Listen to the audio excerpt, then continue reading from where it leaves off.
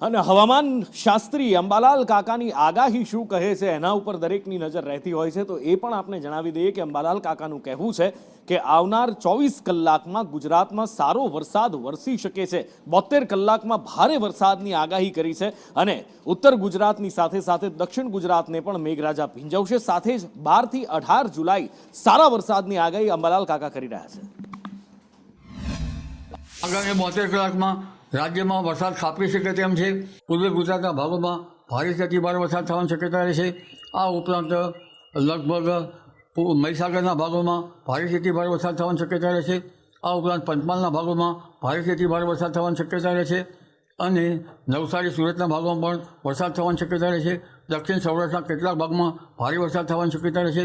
ઉત્તર સૌરાષ્ટ્રના રાજકોટ વગેરે ભાગોમાં હળવદ તેમજ સુરેન્દ્રનગર લીંબડી વગેરે ભાગોમાં વરસાદ થવાની શક્યતા રહેશે અને આ વરસાદની સિસ્ટમ લગભગ વરસાદ 18મી જુલાઈ સુધી રહેવાની શક્યતા રહેશે અને હજુ વરાપ નથી થઈ ખેડૂતોના ત્યાં પુનઃ વરસાદ થતાં ખેડૂતોની હાલત લગભગ જ્યાં વરાપ નથી થઈ ત્યાં બેહાલ જેવી ગણી શકાય।